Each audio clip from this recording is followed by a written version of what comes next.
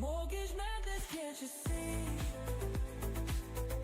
Living free and cheap for me. Interest climbing like a tree.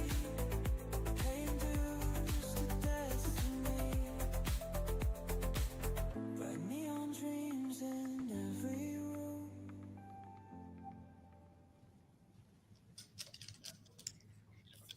Hello and welcome to season 4 of the Mic'd Up Show, where every mortgage has a story. This is the ultimate hub where the hidden stories behind the mortgage industry come to life. I am Michael Kelleher. And good morning from where I am. I am Michael Zhao. And in every episode, Mike and we dive deep into the entrepreneurial spirit, the strategic insights, and the breakthrough innovations that built the world's greatest mortgage companies. So whether you're advancing your career, scouting for industry leaders, or exploring opportunities in fintech and prop tech, you're in the right place. So get ready to unlock the story behind every mortgage. Let's dive in with Matthew Patterson from First Alliance Mortgage. And before we begin today, Matthew, I said the industry has not seen enough of you. So I'm glad you came on the show. And I said that you spoke at the New England Conference up in Newport with a great panel. So maybe via that conference and via that panel, do you want to just quickly introduce yourself, who you are? And remember, our target audience, if you listen, and we know our listeners down the road and even listening today on the podcast and all the streaming, it's that loan officer processor that says one day I'm going to run a branch, one day I'm going to region, or one day I'm going to be a top 10 lender. We have shown on this show it is all possible. I think you're a great example of consistency matters in this, and patience matters. But do you want to talk about just who you are, where you are, and maybe a little bit about that New England conference to get us warmed up? Gotcha. Yeah, well, thank you for the opportunity to speak today. I definitely appreciate it. Where I'm at today is at First Alliance Home Mortgage in Cranford, New Jersey. I've been here for about a year and a half. Where I've come from is I started in the industry in the early 80s. You know, Wells Fargo and a subsidiary of them is where I started. And then I progressed through a few companies over time. And, you know, it's kind of led me to a position where I've done almost every position in the mortgage industry other than secondary trading. But, you know, key for me is really trying to help sales growth, company growth, and thinking about the industry more from a three-dimensional aspect than just a straight line between the borrower, you know, and a closed loan. And 40 years is a long time. You've actually been in leadership for a long time. What has made you stay, and what drives you like over the next 5-10 years? What has you with as much energy as really anybody? That's what I noticed about you. You got a lot of energy in this, and you think you've kind of just begun with where you see expansion going. Yeah, I was at a roundtable a few weeks ago, and somebody that I worked with a while ago came up to me and said, "Man, you just blow me away. Like your energy kind of keeps rolling." So I guess I have to be thankful that I have that energy. But, you know, sometimes in life, there's just something that really fits your persona. And so mortgages really fit my persona. You know, when I started, I literally was successful immediately, which was really cool. I mean, I took a few brazen chances. So like I went into a real estate office that was one of these big mega offices in the very beginning of when mega offices were coming out in the 80s. And I went in there and I wasn't getting any business. And I was like bothered at myself. I'm like, I'm calling on this office for like 5 months and I'm alone. This is ridiculous. How can they not ask me to do a transaction for them? So I literally walked in the office one day, stood on one of the desks in the middle of this like 60 desk office and yelled out, "Hey, if you think I'm crazy, send me a loan, because as crazy it is for me to do this, you know, I'll be that crazy for your borrower to make sure they get to the table." So it led to a kind of a healthy and interesting conversation with the broker owner. But then I started to get referrals. So it kind of paid off. So I would say that, you know, being a little bit brazen sometimes. I don't know if I would recommend that in today's. I don't tell any of my salespeople to do that today. But I do think you have to have a bold energy about yourself that makes people want to use you, whether it's to be your mentor, your leader, your loan officer, you know, et cetera. And so in each phase of my career, of what I have done when I was an originator is really pour energy into the borrowers, the referral sources, and those around me. And then I translated that as I went into working to work with sales staff in different departments and running a company, et cetera. What do you think it takes today for the salesperson to go, okay, we've just experienced X amount of issues or problems, and I'm somewhat successful at getting apps into the door, but they're just not taking it to the finish line for one reason or another. And I think that right now there's so much emphasis by the borrower. This is a tail wagging the dog situation where the borrower is being told that, hey, I want the best rate. Take today, if an originator is just sick of selling rate, how do you get them to the door on the value proposition for the company they work for?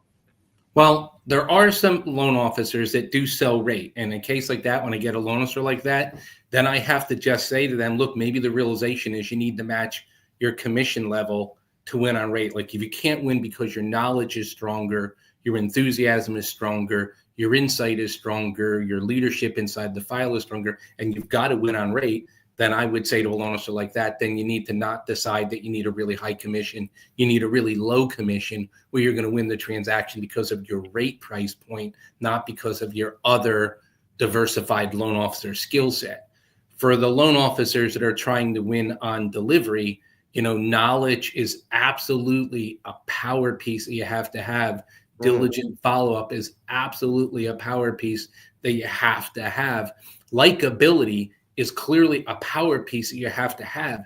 And so many loan officers can make the mistake of having likability inside their organization, but they need to show it outside, or sometimes they have it outside the organization with the borrower, and then they turn around and they get not nice to the underwriter. So likability is a huge factor that they need to focus in on. Maybe it shouldn't have to be that much of a focus. Maybe it should be more natural to you, but likability is a key piece, also. So knowledge, determination, follow-up, likability, there's many facets that makes a great loan officer.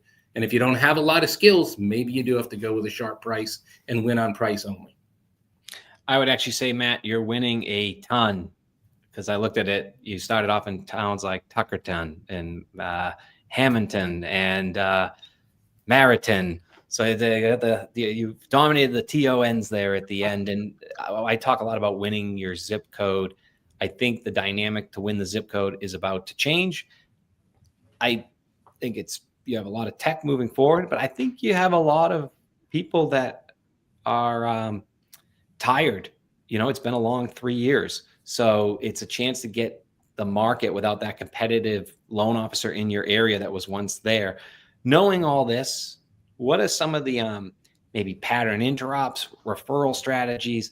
How do you help get that personalized in the area?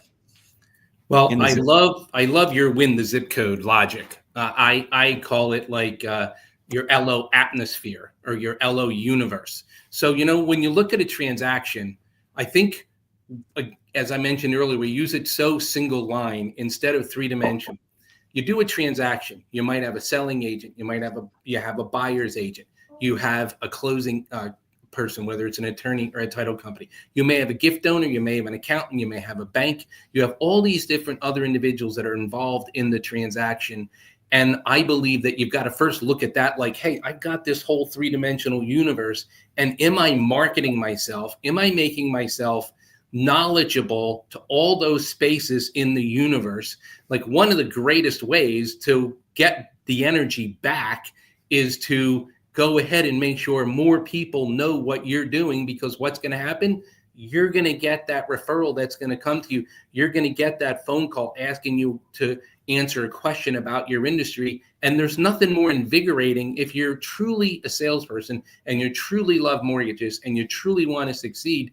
Look, it's an interactive sport. It's an interactive industry. And so I believe moving forward, immersing yourself in that marketplace is a real key. I did this session recently called Selling is Power with our loan officers, and I went through 12 items that they can use to make themselves more known in their marketplace. But it starts with a mindset.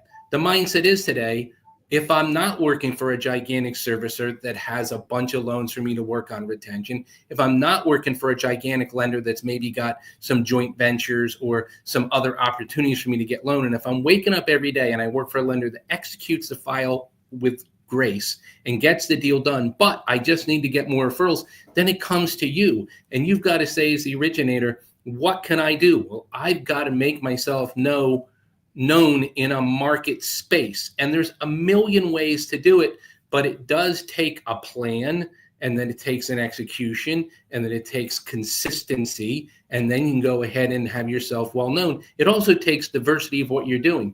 Some loan officers say, well, I'll do a mailer. Well, a mailer helps, but maybe you didn't do a mailer, but maybe you need to walk into a restaurant and make sure that your business card is posted on the wall. Oh, maybe you've got to advertise the first-time homebuyer seminar. Maybe you've got to be on the Little League field. Maybe you've got to use a product like Remine or something else that gives you data on that neighborhood so you can make reach outs to go ahead and try and get lending opportunities.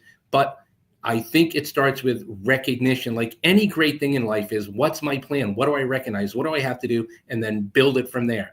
I call the loan officer universe, or the loan officer atmosphere. And if you go ahead and take your technology products and look at them on how one influences the other, and then how my actions inside my local community count, and how the rolling of different diversified actions will occur, I will become very well known in my area. And that is how I'm going to outcompete my competitors. And that's how I'm going to take technology to back me. But I've got to bring my persona into that space. So that is my push. That's my own your zip code. I could talk on this topic forever, and I'm not going to do that, obviously. But Mike, I love that message that you've been sending. Matthew, I think that we're going to talk about the story within the story just for a few moments here. And I think that it's important that not only do we get the point of view of owning your zip code, but we get some context of some of the history that you've gone through, so that that originators who are in their zip code area, they don't get caught up in the minutia of national news. But it's important for us to know what was going on. So when you were in high school growing up, during that time period, that was around in the 70-ish time-ish or so, the United States had just come off the gold standard, and it probably didn't mean much to you when you were 18 years old, right? But we had lines for gas, hyperinflation of all things, and you're just now, into the 80s, entering into real estate. What were your thoughts and feelings of inflation during that time period? Because there's been a lot of talk about it lately, and so what was your mindset in entering into real estate with inflation? And then as you entered into the 80s, it's very similar to what we experienced in the last few years in housing demand. So can you go back in time and kind of give some thoughts and opinions of what happened and how that affected you? And then the follow-up question to that is going to be how we're going to be working with originators and borrowers and buyers and sellers and so on and so forth for the future. So go into the 70s and 80s, go into that, and then we'll lead it into the 90s and 2000s. Well, in the 70s, I was still in school, elementary school, middle school, then high school. Mm-hmm. So, all inflation meant to me was it cost more to put gas in the car to go out on a date, or I had to wait longer in the line to get the gas in the car to go out on the date. So the 70s is kind of not something I was really heavily thinking about at that point in time. The 80s, when I entered the industry in the 80s, a prime rate had hit 18.25 in June of 1982. I started in the industry that fall. And so, high interest rates, although prime came down a lot that year, I basically, remember going home, say, hey, I'm going to start a job in the mortgage industry. And my grandfather said, boy, what a great time to pick, because rates are through the roof. And I was just like, well, whatever they are, I'm going to sell it. 3 weeks later, I had 4 loans. So I was kind of oblivious to it. I just went out and said, look, if a house is going to sell and there's a mortgage contingency in that contract, then there's a lender that needs to fulfill that contract. And I always took from the very beginning, the loan officer to me is the center of the universe. If there's a mortgage contract and that that real estate contract has a mortgage contingency, then that loan officer, in my opinion, becomes the center of the universe. Because if that mortgage contingency is not executed on, then that transaction does not close. So I didn't take it from an egotistical standpoint. I just took it from a natural standpoint to say, I'm the doctor in this transaction, in this operation, and I've got to execute for that transaction to close. So I just looked at it as opportunity. Somebody's got to do it. That should be me. That's just the way it's going to be. Now, I took some risky chances, like I shared with you about going into that real estate office, and I took a few other risky chances. One of the most risky chances I took was the first loan I turned in. I noticed I was just trained on tax returns, and I noticed it was fraud on the tax returns, the very first loan I wrote. So I immediately went to my boss. I called up the borrowers. I drove to the house and sat him down and said, hey, this is fraud, and just confronted him face to face. And right from there, it won me a lot of unexpected dividends inside my organization that I just started for, which was always really helpful to me, kind of put some wind behind my sails. Obviously, those buyers weren't going to close a transaction with false tax returns. But there was just some occurrences that occurred, and they all worked in my favor. Now, what happened through that time frame is basically, rates came down. And about 1985, 86, rates were, very reasonable. And I was just calling up people and trying to sell loans. And one time I miscalled a person, and the guy listened to me and he said, okay, you called the wrong guy, but I do need a refinance. Will you show up at my house tomorrow night and write my loan? And I was like, sure, what the heck, I'll do it. To this day, I don't know the guy that called the office that I miscalled back, but, so goes my sloppy handwriting. But and then we hit the S&L crisis at the end of that decade. And, that was an interesting time. I was at that time now not in a bank. I wasn't working for Wells Fargo anymore. I was working for an independent mortgage banker. And that led me, right to the space of, did that affect me? No, it didn't really affect us as an independent mortgage banker. But Wow. Where it was positive for us it was positive because I then started mining other loan officers that were at Savings and Loans Bank and other executives that had knowledge in the industry that our company at that point in time, Superior Mortgage, did not have. And that allowed us to bring in talent set because, unfortunately, because of their occurrence, they were displaced. And that was an opportunity for us to move and take advantage of it. So through that crisis, what happened is some of my competition fell away, some of the local savings banks. I was able to hire some of those originators, and then I was able to bring in some executive talent that helped us and kind of move through that time. I think it was a little scarier time than it probably needed to be. I think the Resolution Trust Company probably, maybe closed a few too early, in my opinion. But hey, I wasn't behind their wall; I was on the outside. Sure. So, but that's kind of how it worked from my side of the perspective. You could tell you're a sales first leader, and that is so appreciated in this industry. Where did the line first start where you're producing and you're leading, and you realize you're sort of giving advice to one person to now there is some hierarchy? Just so our listeners maybe in a similar position when they're always they feel like they hit a ceiling, they need to get to that next part.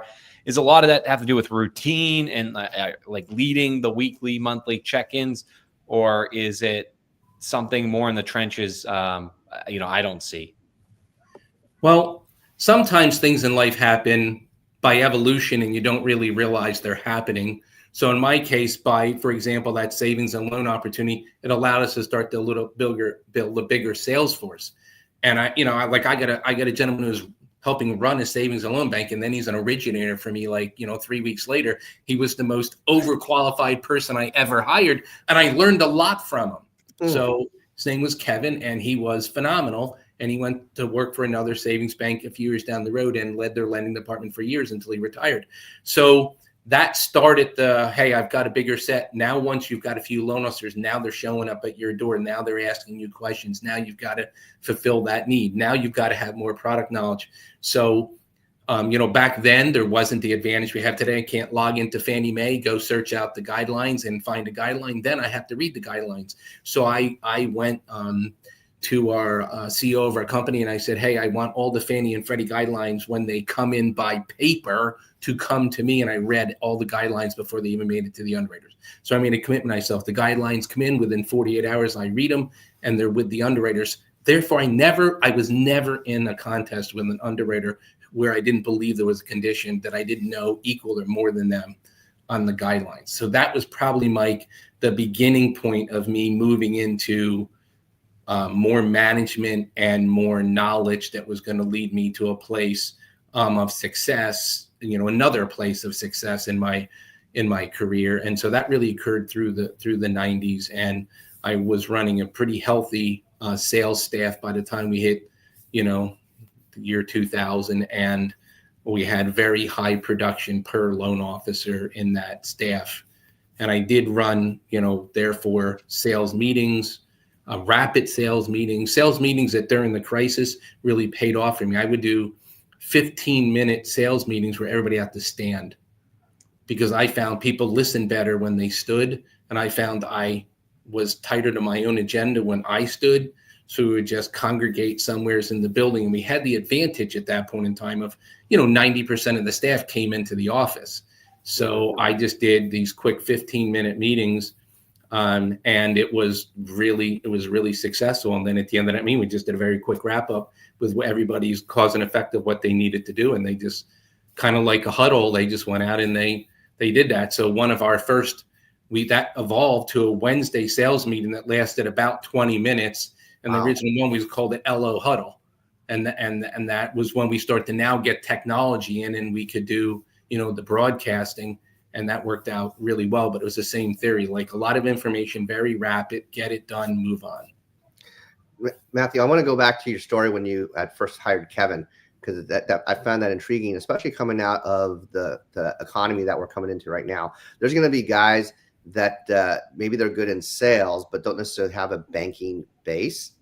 And they're a little bit older, I'd say in their 40s and stuff. What does it take in order to be successful? Maybe you're overqualified in sales, but you're not overqualified to understand the mortgage industry. So what does it take to be successful? Do you need that knowledge base, or can you just do you just need the hustle? Well, very interesting question. Literally right now, this morning, I was talking to a gentleman named Jim who's going to come work for us. No mortgage background, went out and got his licensing. He owned automobile dealerships. Mm-hmm. So, that's a high pressure, high execution, high sales concentration. And he sold his company a few years ago, and his wife's a doctor, and he's just going, I got to do something. Right. I want to be at my grandchild's, field hockey event or whatever. But the fact is that I got to do something. So, he's a person I'm going to bring in after the holidays. He's got great network of people. He's got great thinking. He's got a high work ethic. He's got very good, he's articulate, he's intelligent. So, my biggest challenge for that person is to go ahead and make sure I give them enough training to know how to execute in an LOS, how to read a guideline, how to price in a pricing engine. But, one of the things I really try and stress, every Tuesday, I look at all of our new hires. And because we do get people coming into the industry, and today, some of my most successful loan officers, I literally brought over from outside of the industry, and they're working with me 10, 20, 30 years later, and they were not in the industry when I hired them. So I know how to do it. But I'll tell you the one thing I can't do for them, I can't motivate them. I can, you can talk to somebody, it motivates them for a moment. I should say sustained motivation. Like they have to get up every day with their own determination that they want to succeed in their market. That I can't give that to anybody. What I can do is energize them for a moment. I can guide them. I can educate them. I can mentor them, but they got to have that piece.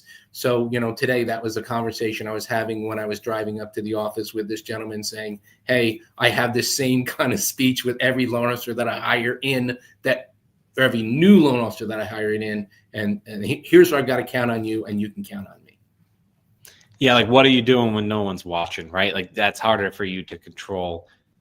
One of the things that lenders do control these days is try to make it easier to onboard loan officers by offering better technology. Some of those best technology experts, we actually seek out and try and ask them to sponsor our show, but we're always open for sponsors to reach out to us, any tech vendor that wants to have someone like Matthew Patterson or our guests see what it is. So whether you're using one of the best pricing, product, and eligibility solutions, Pauly, that many people are migrating over because of its new tech and ease of use for loan officers, or some of the other vendors and sponsors that we have that we'd like to show you quickly. And then on the other side, we'll talk to Matt about more present day leadership and what it means and where it's going. Income for all your applicants means you need roughly 23 different vendors and waste hours and hours of your team's time. But with TrueWork, it's just a single place for all your income verification needs, so you get the most advanced VOIE solution. TrueWork combines all major verification methods into a single, easy-to-use platform to give you a completion rate of 75%, cutting your costs by up to 50% and getting real results for your team. TrueWork, your one-stop shop for income verification. Click, verify, repeat. Where the company can do the configurability. So we have no code on this, so they can go in their settings, they can set it up all the way down to the loan officer if they want to. We also have a customer support team that's assigned to each account. If they want, they can overhaul everything if they wanted to. They have a new product, especially dynamic apps. With dynamic apps, we can fit multiple. We can fit the Fannie Freddie loans. We can new construction, one-time close, HELOCs. Whatever those workflows are, they can design that workflow for each individual app. Now, what's going to take it to the next level is the AI and the OCR piece. Cyber and wire fraud. Can you afford the risk? Today's automation and technology-based trends demand solutions to fraud threats. Funding Shield provides lenders and investors real-time transaction-level verification, certified wire fraud protection to protect loss of funds at closing due to cyber-based and other threats. We help improve your bottom line through fraud prevention, risk management, and validating the parties and documents involved in mortgage closings. Prevent fraud and theft on your closings.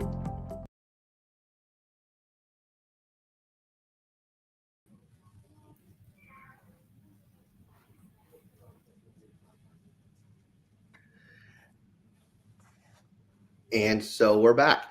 So as soon as we get our technical issue figured out here, we have Matthew Patterson. Go ahead, Mike. Yeah, just Matt, you've worn every title in the industry. It seems like here in this story, maybe not every title, like underwriter, but you've read enough guidelines to figure that out. It seems that there's going to be a shift moving forward where people might have to wear multiple hats. They might have to produce while they're in certain roles. Do you see any of, maybe not in the next year, but in the next couple of years where the lending industry might actually have to just do some sort of small change to make sure they're keeping up with the times? Well, I would say that, I have done every position with secondary trading in a company or being the CFO, but I certainly understand the financials. So it does give me a broad base. The change I would love to see is for the first time in the industry that we actually see a cost savings from technology. Because I really believe that all the technology advances we have thus far have come with a few other pieces. Human validation is something that at some point in time, we've got to get comfortable with trusting the technology on the decision fully. I see where we've taken technology, whether it's marketing pieces, and we see how we can layer that into the execution of the loan officer for higher selling, which is all good. All this stuff's good, but it's not really a cost savings. And over the last few years, the challenge of our industry looking backwards so I can get ready to move forward is to say over the last years, it's like catching a falling knife. You've got lowering revenue, you've got lowering fundings, and you've got to cut your cost commensurate with that. So as an organization, you are stable enough to continue and meet your requirements to, stay in the marketplace. So moving forward, I would love to see over the next years technology that provides a true cost savings. And I think we're on the brink of it. I think it's just about there with AI and new structures that will come along. I do think that these structures will change the dynamic of items if they're effective enough. So, I do believe there'll be a transition in, what portion of the file is really being underwritten or what portion of the file is just being validated, or is it all just validated? Are there, how deep is underwriting in the future? Is it only in certain products, but the rest are truly accepted as, AI and AUS built and accepted and moving those on? And, some companies are farther than others on this, but the cost savings piece to me is really something I hope over the next few years does occur. I think go ahead, Mike. It seems like Yeah, can I jump in here, Mike, real quick? Yeah, for sure. This is my world. I love playing in it. And I think everybody's focused on from lock to close and technology and the minutia that I just wanted to go back to your role in secondary and maybe just a brief example of what that is for maybe a listener that doesn't know yet. But you have the hedge desks, you have the trading platforms, and you have now a huge majority of loans are either Fannie or Freddie Mac.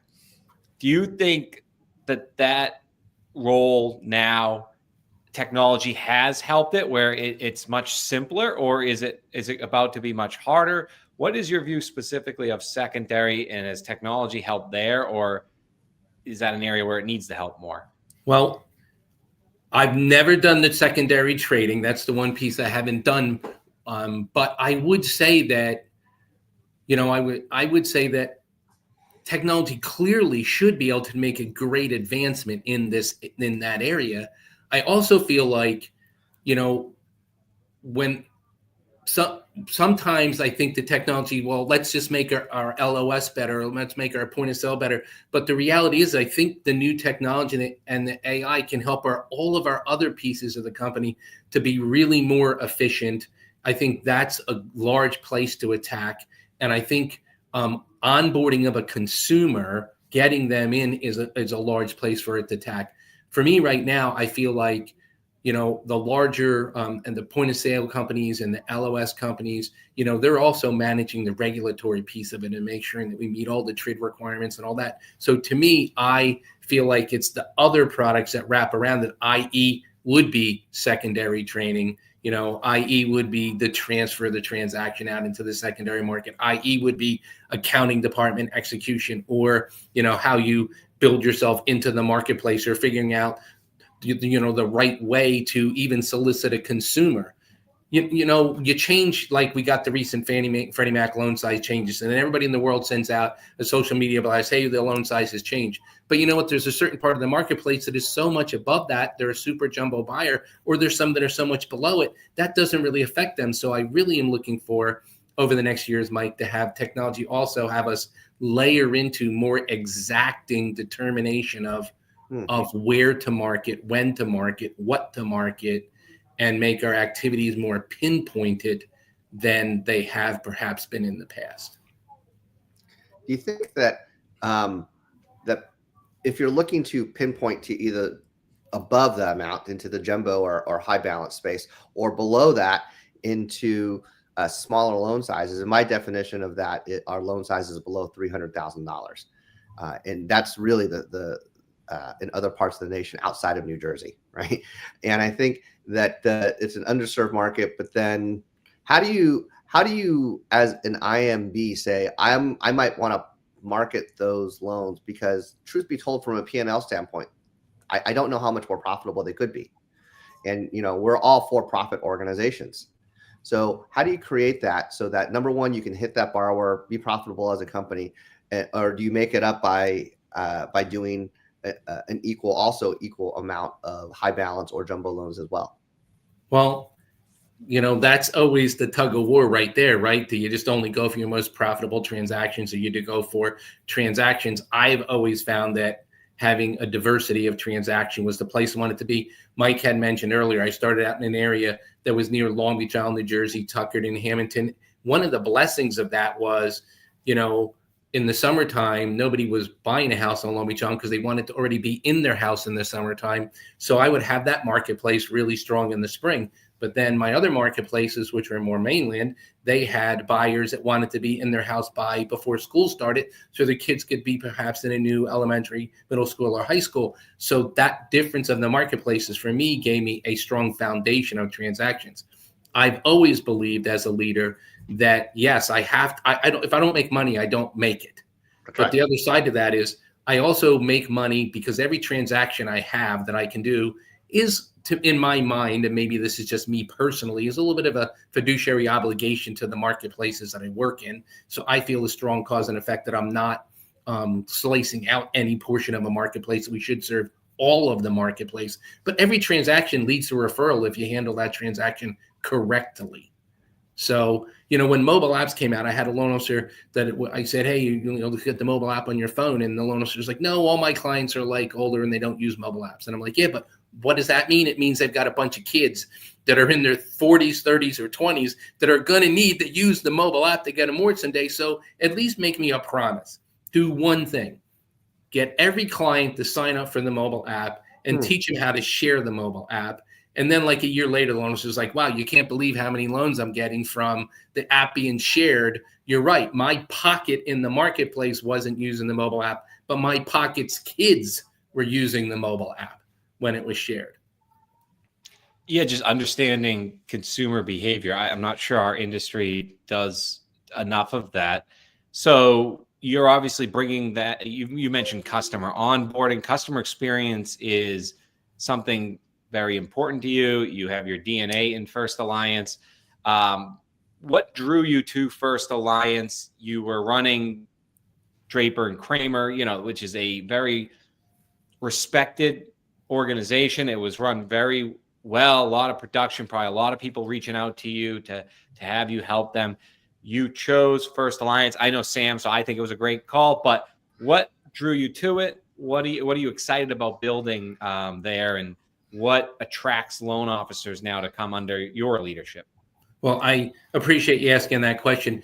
When I was looking to find another organization, I looked for a few key things, some of which were personal to me. I wanted the home office to be within driving distance. So I live, a few hours away. I didn't want a home office in California or in Illinois or in some other state. So that was an item that was important to me. I wanted to be able to look people face to face when it came to harder decisions or items that needed to be done. Like, so that was important to me. I wanted to look at a company that I could put my fingerprint on, and a company that had the opportunity for me to do that. There's lots of really great companies out there that have lots of great leaders today. So they didn't need a Matt Patterson. I looked for an organization that I felt I had a place to bring a value into that organization, because let's face it, everybody wants to be thankful for where they're at, but everybody also wants to feel like they're executing where they're at. So I look for that balance of opportunity, location, and ability to execute, and that's worked out really well for me. The draw and I am part of my job here is to recruit, and we have doubled our volume and since I've arrived. And we are looking to also move out into the third-party origination space and really starting to build that too. So we believe that this month will be like a keystone month for us to kind of get over the hump in volume and know that we've got that flowing really well. But part of all that is delivery. I really believe like my job as a leader of a company, as a president of a company, and as a president of a company who understands the value of having a loan that is approvable and sellable and going to pay. Also at the same time, knowing that I need loans to be sold, I have a good feel for that balance. And I think that that's something that comes across when I meet with individuals is I'm going to listen to you. I'm going to learn from you. I'm going to figure out how I can provide you the best foundation to produce. And I really feel like it's my obligation to build their trust in me. I don't really feel it's, their obligation to have trust in me. I think I need to build it in them. So it's a natural outgrowth of the interaction that we do have. So I spend a lot of emphasis in, selling communication, product knowledge. As an organization, we do a great amount. Our internet is really strong at keystoning every single piece of the process and information regarding that. So it makes it very accessible, very transparent to our loan officers. And when they pick up the phone and they call me or they text me, they know they're going to get a response. Matthew, I got 3 kids that are in their early 20s, 25, 23, and 22. And often, as any kid in their 20s, they think they're smarter than everybody else. And but for us that are seasoned in the industry, I think that there's something that we want to be able to legacy the information that we have, and especially for you with the experience that you have. What kind of legacy would you like to establish for the industry not just for First Alliance, but for the industry, that you could pass on, that other leaders could glean and other originators can glean to say, you know what, this was the way that business was done. This is the way that business is going right now. And these are the things we should keep. And these are the things that maybe we don't. So, boy, there's a lot of rocks that build that castle. But I really believe we are a misinterpreted industry. There's so much mistrust for our industry. There was a really great, one of the MI companies put out a bunch of statistics, and it showed like consumer confidence in mortgage loan officers, and it was frighteningly low. And I think that that's incumbent on us. You need to be honest with your borrowers, even if you're pressured. You need to build a good transaction. I tell my salespeople, no shortcut goes unpunished. If you write a loan today and you don't put some data into the loan operating system, and then you hand it to a processor and the processor's got to go chase it, you just created some punishment for somebody else because you weren't thorough enough. So I believe we've got to be honest. We've got to be hardworking. We've got to be communicating. When to the phone call, is an important piece, of that. And so I would like our industry to be more well respected than it is, because we have really absolutely spectacular people in our industry. When I was at that New England Mortgage Banker Conference, it was so invigorating to me. It was maybe the best conference I was ever at, because there was so much collaboration. And I think that that's an important piece moving forward in the industry, and I hope grows in our industry. And my son, who's a successful loan officer, said this to me one day. He goes, look, when I go to an event, I look at my peers like they're not competitors, they're peers. Yes, we might compete, but we're peers. We can be friends. We can be collaborative. And, that's one of the things I learned from being a runner, as I was, highly skilled in that sport in high school and college. And I learned that my competitors, they were my competitors, but also became my friends. They became part of who I was. And I really hope that our industry continues to lock arms. And I thought that the collaboration I saw in New England was phenomenal, and really an evidence of a really wonderful industry, that we're in. And for the 20-somethings-year-old, I would say, look, you've got 3 kids, right? Every personality is different. That's one of the best parts about this industry. Anybody's personality can fit it.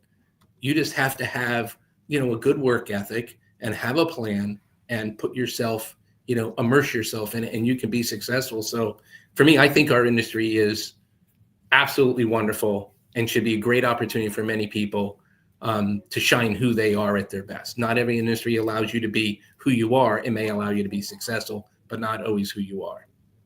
And I think what made that conference so great was all of the new speakers. And you're not talking new people into the industry like you, but new speakers up there on stage that should have been on a long time ago, in my opinion. And there was a lot of them. And I think that everybody gave that feedback.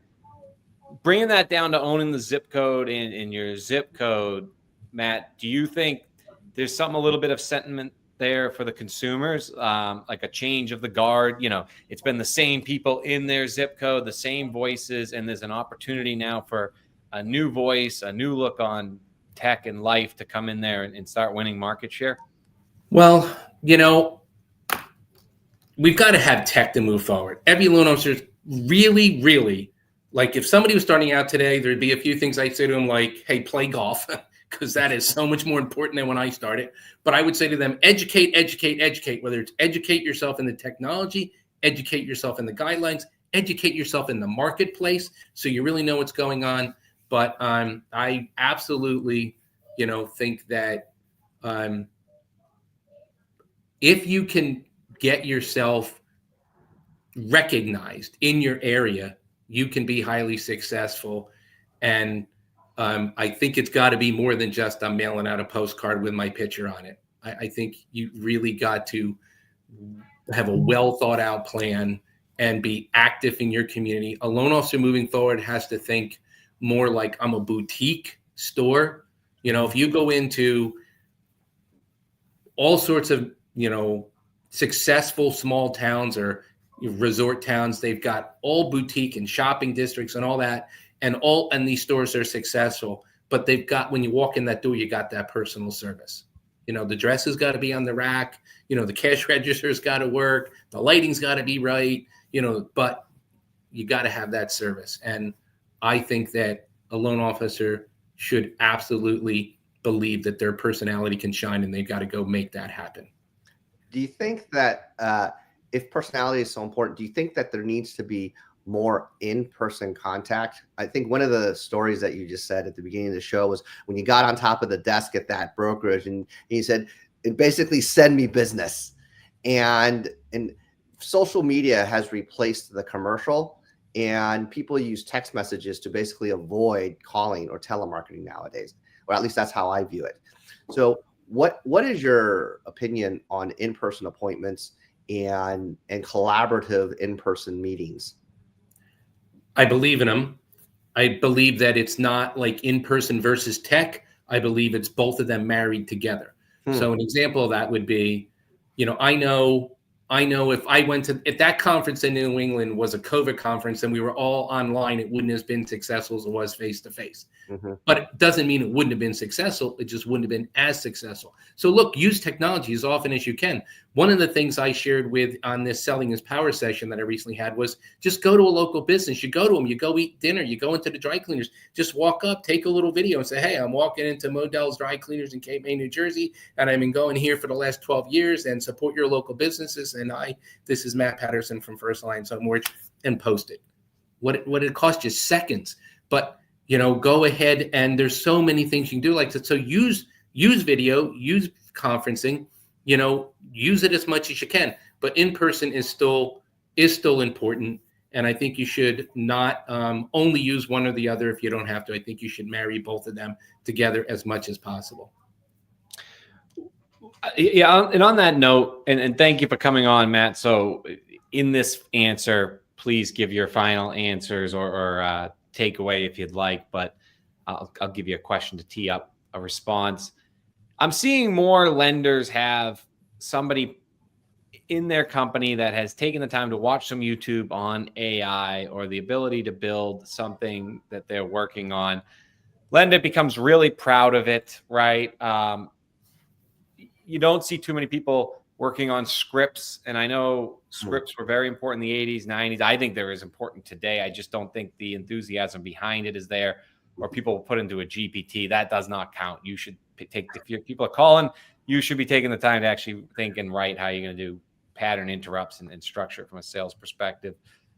So I guess, is a loan officer learning that and trying to help their company in the AI something that stands out, or do you think that is it's getting away from what works, which is just smile, dial, follow script, and repeat? I think it's a great balance. I do think it takes the loan officer immersion. When I look at some of the top producing loan officers in the nation that I know, they use a combination of company supported social media and personal stuff that they do. So they marry, I'll call it the syndicated part that they get from the organization with their own personal, and they combine them and they have very high success. So I do think that a loan officer needs to be active in their marketing, active in their social media presence. And, I think that is a place that they absolutely should be. And I think if they just want to get up and let their company do syndicated stuff, I think it's insufficient. I think they need to be a part. Yeah, it's kind of like the conference. We had the day we built with everybody coming in nationally, the MBA, it built a New England section. And so kind of like company personal, when you combine it all, it really exponentially 1 + 1, equals 3, as they say in technology. So I couldn't agree more. Mike, any final questions or thoughts before we take this one home? I just have one question, Matthew. You said your son's also in the industry, and I'm just going to ask you as a leader and as a dad, what is maybe one thing that he's not doing that you wish he could do that you did in the past that is still applicable today when it comes to creating and generating more, much more business? Well, funny you say that, because after I did that Selling is Power session, he called me up and told me how invigorating it was. And he realized he wasn't pushing himself enough out into the marketplace and making himself have a better diversified marketing plan. So I would like him to have more sponsorships, have more attendance to community items, have more face-to-face interaction. I think that counts. And I would definitely say, if something is valuable to you, so maybe it's a great way for me to finish up, is if something's valuable to you, you will pay attention to it and be involved in it. And we hope this is a valuable podcast for our listeners. We hope they pay attention and listen as we take them and they join us on this journey into the heart of mortgage innovation. So remember, every mortgage has a story, and we're here to help you write yours. If you enjoyed today's insights, please subscribe. Please follow us on LinkedIn. It's always live. In fact, the number one way to brand yourself would just be to comment on our show, and as it reruns across LinkedIn. But don't forget, every Monday, Tuesday, we release this into over 16 different audio podcasts. And that's where we hope you subscribe, share it with your network, and follow and look for us on social media. And until next time, keep pushing the boundaries and uncovering the stories that drive our industry forward.